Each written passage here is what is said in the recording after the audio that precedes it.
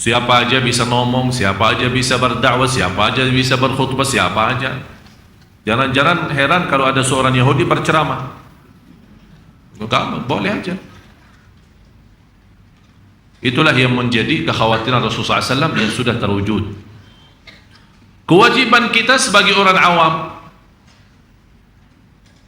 kewajiban kita yang masih dalam keadaan lemah, belum mengerti agama, atau bahasa lain, mohon maaf, sebagai kita orang yang masih suka ikut-ikutan.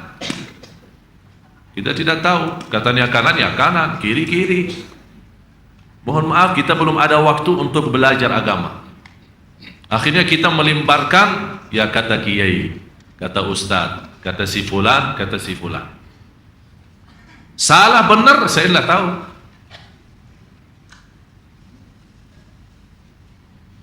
Itulah dasarnya, karena ikut-ikutan. Bagi orang yang awam yang sama sekali tidak punya kemampuan untuk belajar, silahkan ikut-ikutan, tanggung jawab ulama yang kamu ikuti. Tapi bagi orang yang masih punya kemampuan untuk belajar, tidak boleh ikut-ikutan, harus tahu. Itulah manfaatnya belajar ilmu. Utlubal ilma minal mahdi hafal ya. Tapi ini bukan hadis tersebar, ini sebagai hadis. Katanya qala Rasulullah, bersabda Rasulullah, belajarlah ilmu dari kecil sampai masuk lahad. Ini bukan hadis, hikmah. Tapi kita sudah terbiasa menyebarkan BB atau SMS. Begitu kita terima qala Rasulullah, tanpa kita tahu isinya benar atau tidak, kita malah sebarkan lagi. Dan dosa yang paling besar sesudah dosa syirik, ada orang membawa hadis berkata inilah bersabda Rasul, tapi Rasul tidak pernah bersabda itu. Itu diancam akan disediakan tempat duduk di dalam neraka jahanam. Oleh karena itu hati-hati, hati-hati. Jangan terlalu gampang menyebarkan hadis yang belum kita tahu dasarnya. Apalagi hadis-hadis yang terlihat anehnya. Ada muncul banyak hadis. Barang siapa yang puasa 1 hari Rajab, seolah-olah dia beribadah 80 tahun. Ramadan aja dah dapat begini. Oh, berarti Rajab lebih mulia daripada Ramadan. Ini pasti kita hati-hati. Mau puasa, silahkan puasa kapan saja, mau di Rajab, mau di Sya'ban, mau di bulan apa saja. Tapi tidak ada istilah dikhususkan hari tertentu kecuali yang sudah dicontohkan oleh Rasulullah SAW. Kenapa Senin? Senin karena Rasul suka puasa Senin. Kalau kita puasa Senin di bulan Rajab, boleh tidak? Boleh. Siapa yang bilang tidak boleh? Mau di bulan Rajab atau di bulan yang lain? Mau puasa sepenuhnya bulan Rajab, boleh tidak? Boleh. Dan sudah Rasulullah SAW menjanjikan balasan Allah bagi orang yang berpuasa lillahi ta'ala 1 hari saja, 1 hari lillahi ta'ala, akan dijauhkan oleh Allah dari neraka jahannam 100 tahun. Man sama yawman fi sabilillah ba'adahu Allahu 'anil nari 100 am. Barang siapa yang puasa 1 hari lillahi ta'ala, bukan bayar nazar, bukan bayar fidyah, bukan bayar apa, hutang puasa, lillahi ta'ala, akan Allah jauhkan dalam 1 hari itu 100 tahun dari neraka jahanam. Malah menjadi salah satu ibadah yang sangat indah selepas salat adalah ibadah puasa. Ibadah puasa. Dan insyaAllah di bulan Ramadan, doakan, kita lagi rekam istilahnya kultum untuk setiap hari saat buka puasa. InsyaAllah di antaranya akan kita tahu apa manfaatnya daripada puasa, apa hikmahnya dari belakang puasa, kenapa Allah sebutkan bagi orang yang puasa ya ayyuhalladzina amanu kutiba alaikumus shiyam, kenapa Allah tutupi ayat itu la'allakum tattaqun, Dan apa hikmah-hikmah daripada puasa? Apa manfaatnya dunia, apa manfaatnya akhirat, apa manfaatnya buat kalbu, ada manfaatnya buat tubuh badan kita dari sisi kesehatan dan dari sisi iman. Dan Allah sebagaimana ibadah puasa menjadi salah satu ibadah yang rahasia, Allah juga pun merahasiakan pahalanya. Karena malaikat tidak bisa menulis pahala puasa kita. Karena Allah berfirman di hadis qudsi, kullu amal ibni Adam lahu. Setiap amal ibn Adam, amal manusia itu kembali kepada dia. Satu kebaikan Allah lipatkan jadi 10. Illa saum, kecuali puasa. Tidak ada istilah 10 kali lipat. Illa saum fa innahu li, itu kembali milikku kata Allah. Wa ana ajzi bih, dan aku yang hanya balas. Jadi balasan puasa itu langsung dari Allah. Oleh karena itu termasuk ibadah puasa salah satu ibadah yang terindah. Dan bahagia seorang di antara bapak ibu yang suka puasa. Apalagi yang boleh berpuasa tapi makanannya sedikit. Oh, luar biasa. Diet, tahu diet? Jadi boleh kita berpuasa tapi tidak makan. Maksudnya apa? Yang makan sebatas 3 kurma buka puasa sama air. Udah sampai sahur. Boleh tahan nggak? Alhamdulillah saya pernah setiap tahun bulan Ramadan 10 akhir Ramadan saya berpuasa. Buka dan sahur, kurma sama air, tidak ada yang lain. Selama 10 malam. Tapi subhanallah bertambah kurus. Orang yang ketemu saya di habis hari lebaran, selamat hari Idul Fitri, oh, kayaknya kurus ya. Ya biasa. Tapi yang menjadi gemuk apa? Iman. Subhanallah, begitu datangnya bulan hari Idul Fitri, di hari lebaran itu saya merasa kebahagiaannya luar biasa, sambil merasa lezatnya Id. Itu yang membuat kita semangat. Hari yang kedua terus kita lanjut puasa Syawal. Saking nikmatnya puasa. Mau tahu rahasianya? Saya minta puasa 3 hari saja. Tapi makanannya apa? Kurma, minum air. Kalau tidak bisa tahan 1 hari lah boleh. Dan orang Indonesia, maksud saya, mohon maaf ya, orang Indonesia sifatnya cepat masuk angin. Telat makan aja masuk angin, apalagi puasa tidak makan. Ya Allah, mual bisa 1 hari. Ya itu kembali kepada kebiasaan kita. Subhanallah, Bapak Ibu, biar tahu bahasa masuk angin itu. Saya tidak pernah kenal masuk angin di Arab.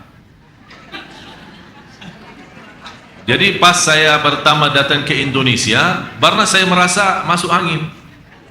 Tapi saya tidak paham, kayaknya apa rasa tidak enak. Terus datang tukang urutin badan saya, ini masuk angin. Saya mau terjemahin bahasa Arab apa ya? Tidak ada. Sampai di Korea bagi koin ya, sampai badan tubuh badan merah sekali. Saya bilang, ya Allah, kenapa merah begini? Masuk angin. Saya masukin terjemahan Google itu juga tidak sanggup terjemahin. Apa dalam bahasa, kalau bahasa di Google di translate itu katanya udara masuk. Udara masuk juga sama. Udara masuk, maksudnya udara masuk gimana? Jadi karena terbiasa di sini istilahnya sering kita melihat kadang-kadang kalau kita dalam perjalanan jauh naik mobil atau kapal laut pasti masuk angin itu. Oleh karena itu obat, kalau kita nonton TV iklan yang paling banyak obat masuk angin. WS 14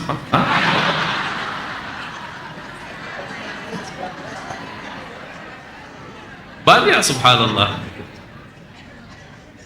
Mana saya sudah diajarin bagaimana kalau misal kita punya acara jauh atau di luar atau kemana, misal di Jawa atau ke Kalimantan, Yasin yang biasa ikut saya sudah siapin biasa WS 14 angin. Tinggal sekali minum, subhanallah segar. Pas saya pernah berangkat umrah beberapa bulan lalu, hampir setahun ya terakhir, saya berangkat umrah, merasa tidak enak. Ibu saya tanya, kenapa? Saya bilang, masuk angin. Ibu saya malah heran, apa itu masuk angin? Tidak ada dalam bahasa Arabnya. Tapi subhanallah, itulah salah satu yang membuat kita pasti belajar bagaimana supaya kita bisa memanfaatkan salah satu ibadah, di antaranya puasa. Dan salah satu yang membantu, kenapa saya menyuruh Anda berpuasa tapi menahan makan, atau paling tidak kalau bisa menunda makanan itu habis isya. Subhanallah jamaah sekalian, sungguh nikmat salat maghrib sama isya. Saya minta sekali aja coba, sekali aja coba. Masih kan ringan kan, perutnya masih kosong, ya. Jadi kalau kotak nasi itu tolong ditunda. Biasanya di sini sebelum malah kadang-kadang kalau ditawarin kurma, dah kotak nasinya mana pak? Jadi kurma malah tidak ada dipikirin, malah kotak nasi yang dipikirin. Seperti kita kalau pernah ibu-ibu yang berangkat pas hari Senin atau Kamis di Masjid Nabawi atau maupun di Makkah, tapi Masjid Nabawi kan kelihatan dibukakan tempat makanan di dalam masjid dibagi, tapi semua makanan ringan, kopi Arab jangkir kecil, kemudian gelas zam-zam sama 3 biji rutab kurma setengah matang. Habis selesai udah salat. Habis maghrib, yang mau makan berat silahkan keluar, karena tidak boleh makan berat masuk dalam masjid. Macam nasi apa semua di luar, silahkan di luar. Ada orang yang bertahan, subhanallah, memang nikmatnya. Apalagi kita habis buka puasa, teruskan beribadah antara maghrib sama isya tidak makan, hanya minum saja air hangat sama kurma itu, subhanallah, nikmat. Dan saya yakin ibu-ibu yang boleh bertahan atau bapak-bapak yang suka bertahan antara maghrib isya tidak makan, menunda sampai habis isya, tidak apa-apa, 10% masuk angin, tidak apa-apa, terima aja lah. Tapi yang jelas saya yakin salat maghrib isya sama zikir antara maghrib isya wallahi nikmat. Oleh karena itu kata ulama, 4 hal menghidupkan kalbu dan 4 hal mematikan kalbu. Yang pertama, sedikit tidur, ini menghidup kalbu. Kalau terlalu banyak tidur membuat kita selalu malas. Jadi kalau beraktivitas malah ingin tidur, padahal baru bangun tidur. Yang kedua, banyak bicara, cerewet. Bahasa kita cerewet, jadi tidak pernah diam. Apalagi kalau cerewetnya bicara dunia, apalagi kalau gosip, apalagi kalau fitnahin orang. Ini na'udzubillah, setiap kata malah titik hitam, tambah na'udzubillah. Jadi yang menghidupkan sebaliknya, kalau sedikit tidur berarti sedikit bicara, menghidupkan kalbu. Yang ketiga adalah sedikit makan, dan terus yang keempat sedikit tertawa, atau istilah lain lebih banyak menangis daripada ketawa. Mohon maaf, saya lihat di Indonesia memang terbiasa terlalu senang. Jadi bercanda terus, ketawa terus, hiburan terus, senang terus. Seolah-olah lupa ada kematian, ada kubur, ada akhirat. Islam tidak melarang kita ketawa, tapi jangan sampai kita tertawa seolah-olah kita sudah lupa diri, sampai lupa dosa kita, maksiat kita. Itu paling yang tidak senang sama Allah SWT. Tapi yang mematikan kalbu, berbanyak ketawa, berbanyak bicara, berbanyak tidur, berbanyak makan. Dan subhanallah juga kita, apalagi habis puasa, sudah lebih dari jam berapa jam siang, kita sudah sepanjang siang tahan tidak makan. Tapi begitu habis buka, kita buk 1 buk nasi. Malah ada orang yang mampu 2, masya Allah. Malah dia tidak terima dengan kotaknya yang sudah ada, karena dia melihat orang yang di depan beda warna saja sebenarnya, warna kotaknya, kotak. Padahal isinya sama, nasi padang. Tapi begitu dia lihat beda warna, sudah lupa doa. Yang semestinya doa saat buka puasa kan termasuk doa makbul. Malah dia langsung, oh sama aja. Ya syukur apa adanya, nikmati apa adanya. Akhirnya apa yang terjadi? Begitu dia memberatkan makanan, apalagi makanan pedas, barbinya, ini perut kita masih kosong. Coba bayangkan seolah-olah kita masuk ini mesin sekaligus stop. Akhirnya apa yang terjadi? Perut kita bekerja tapi merasa keberatan, membuat tubuh badan kita mulai malas. Begitu masuknya Isya, nafasnya aja sesak. Apalagi Imam Sunda Kelapa suka panjang-panjang salat Isya, udah minta ampun. Oleh karena itu jamaah sekalian, saya mohon, ini mukaddimahnya membawa kita, ayo sama-sama mari kita menhayati Al-Quran. Karena apa yang saya bicarakan dari tadi sebenarnya ujung-ujungnya membantu Anda bisa menikmati Al-Quran walaupun tidak mengerti bahasanya. Karena sebenarnya untuk menikmati Al-Quran tidak perlu memahami bahasanya. Cukup Allah memberikan kemampuan orang yang tidak bisa berbahasa Arab tapi hafal suratul Fatihah. Orang malah buta huruf malah hafal surah-surat yang lain selain Al-Fatihah, Yasin, Ar-Rahman, Al-Waqi'ah. Malah ada yang hafal juz 30 padahal dia buta huruf.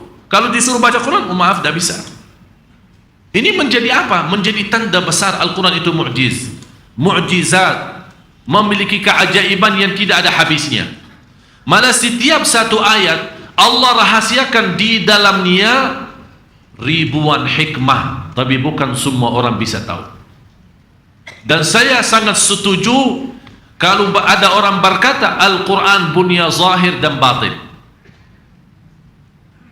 Artinya zahir dan batin, yang dimaksud zahirnya adalah huruf yang kita baca, yang bisa kita lihat, tapi batinnya belum semua orang bisa faham. Belum tentu dalam memahami artinya, istilahnya lewat terjemahan, belum tentu bisa memahami apa isi sedalam-dalamnya. Seperti orang berenang dalam laut, apakah orang yang berenang di atas laut sama orang yang masuk ke dalamnya? Beda. Ada orang diisi, katanya dalam air laut itu luar biasa, terisi banyak macam-macam. Ada harta, ada ikan, ada pokoknya bermacam-macam keindahan di dalam dunia laut itu. Dia berenang di atas, dari ujung sampai ujung, begitu ditanya, udah ada apa-apa sih? Memang karena dia hanya berenang di atas saja. Tapi beda sama orang yang masuk ke dalam-dalamnya. Semakin mendalami air laut itu, dalam dunia laut, semakin melihat keindahan, ternyata laut itu dunia lain. Disitulah banyak orang barat yang Allah berikan kelebihan, masuk di dunia laut malah dia masuk Islam. Bukan karena di dalam laut ada ajaran Islam, tapi di situ dia melihat kekuasaan dan kebesaran Allah Subhanahu wa taala. Dan Allah sudah berfirman, "Sanurihim ayatina fil afaq wa fi anfusihim hatta yatabayyana lahum annahu al-haq." Kami akan tunjukkan kepada seluruh manusia tanda kebesaran kami supaya mereka tahu apa yang kami sampaikan lewat Nabi Muhammad adalah benar dan sempurna. Dan Allah setiap tahun kita lihat, Allah selalu tunjukkan rahasia Al-Quran. Dan kita sudah tahu setiap waktu demi waktu ke waktu, satu tahun ke tahun depan selalu muncul ilmu baru. Dari sisi medis, dari sisi ahli kedokteran, dari sisi psikologi jiwa, dari alam semesta, dari ilmu falak dan yang lain-lain, semua pasti ada sesuatu. Malah di antara rahasia yang disembunyikan oleh NAS. Tahu lembaga NAS yang di Amerika itu? Yang mereka NASA ya, mohon maaf NASA itu subhanallah memang mereka memiliki teknologi yang luar biasa. Malah banyak di antara mereka yang masuk Islam tapi tidak disebarkan beritanya karena dikhawatir mengganggu manusia di seluruh dunia. Karena kalau masukan mereka kepada Islam ini berarti ini menjadi salah satu kesadaran, karena mereka bukan masuk Islam karena diberitahu, tapi mereka sendiri yang melihat bagaimana kebesaran Allah. Salah satunya Allah Subhanahu wa taala berfirman menunjukkan kepada kita malam Lailatul Qadar salamun hiya hatta matla'il fajr. Penjelasan ulama kata salam aman. nyaman, tidak ada kecelakaan, tidak ada bencana, tidak ada musibah, tidak ada bala. Syaitan pun, jin, semua terikat, tidak boleh mengganggu manusia. Dan Allah selalu menurunkan kebaikan. Seluruh malaikat malah turun. Tanazzalul malaikatu warruhu fiha biidzni rabbihim min kulli amr. Apa yang dibuktikan? Lewat NASA dibuktikan yang dimaksud salam sepanjang tahun ada istilahnya kiriman apa namanya, nezik ya, nezik istilahnya kalau bahasa kita macam syuhub ya, syuhub apa, batu-batu yang apa ya bahasa, pokoknya sudah faham lah. Tapi subhanallah, kecuali malam Lailatul Qadar tidak boleh. Ini yang membuat NASA habis dana kemajuan, karena mereka memiliki alat bisa menampak banyak dalam dunia semesta alam ini. Mereka melihat kenapa di malam Lailatul Qadar itu tidak ada apa-apanya, bukan hanya di bumi, malah juga di langit, sama sekali aman.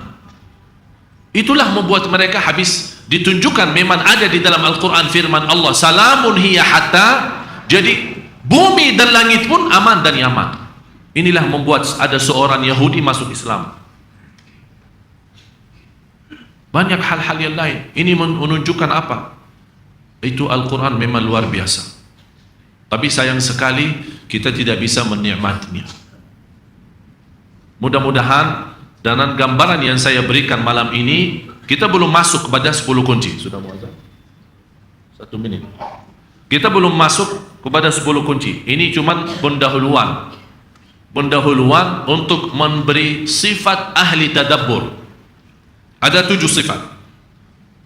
Kalau kita bisa memiliki 7 sifat, walaupun 1 di antara 7, alhamdulillah kita sudah termasuk ahli tadabbur. Karena inti daripada turunnya Al-Quran untuk ditadabburi, bukan hanya untuk dibaca. Kitabun anzalnahu ilaika mubarakun liyadabbaru ayatih. Kami menurunkan Alkitab yang sepenuhnya barakah untuk ditadabburi. Sesaat lagi kami kembali.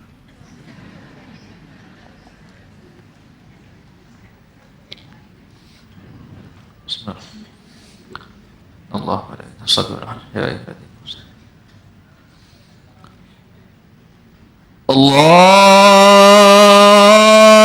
Akbar,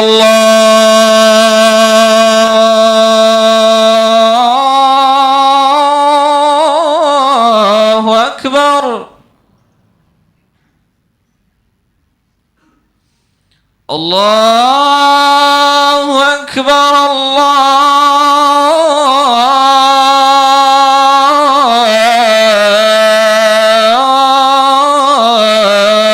Akbar.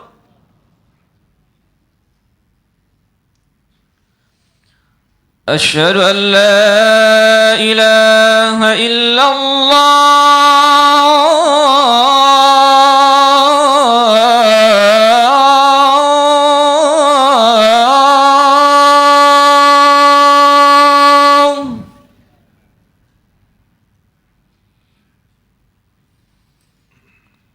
أشهد أن لا إله إلا الله.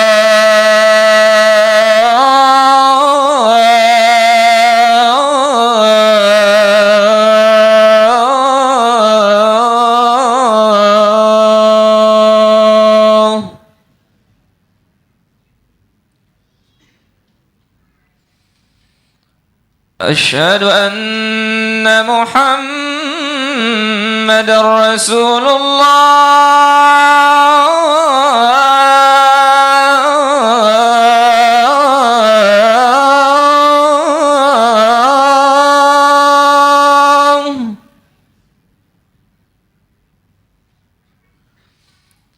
أشهد أن محمد رسول الله.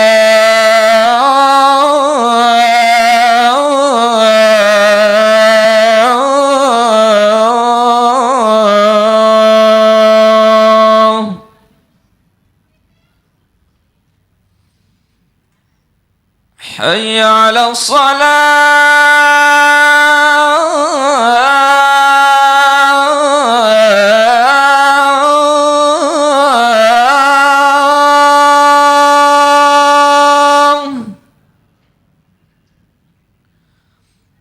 حي على الصلاة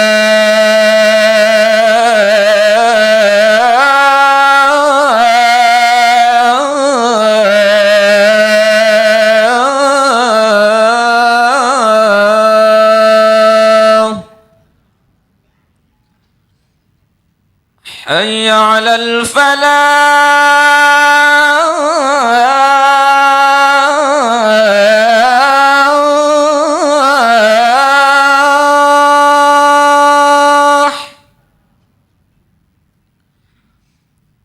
حي على الفلاح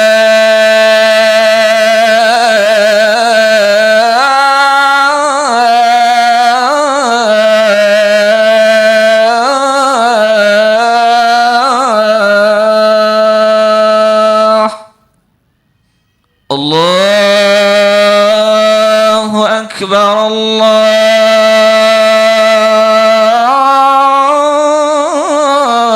الله أكبر لا إله إلا الله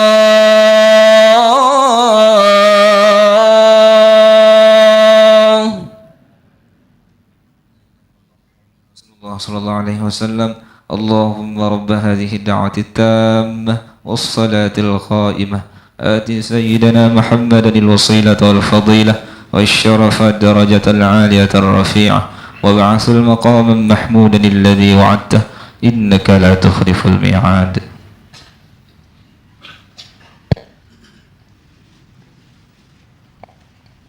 بسم الله الحمد لله اللهم صل على سيدنا محمد وعلى آل سيدنا محمد. InsyaAllah kita akan teruskan sedikit, dan insyaAllah pertemuan yang akan datang setiap Rabu kita akan sedikit demi sedikit membahas 10 kunci. Mungkin sesuai kemampuan, mungkin dalam setiap pertemuan 3 kunci, bisa 4 kunci, tergantung.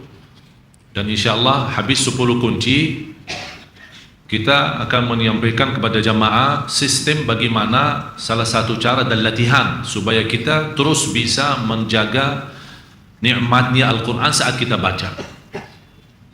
Dan habis itu insyaAllah kita sama-sama mempraktik.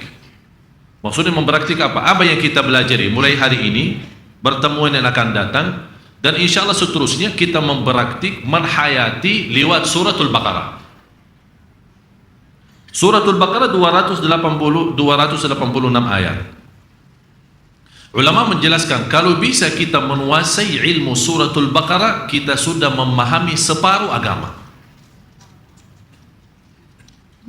Bisa memahami separuh agama.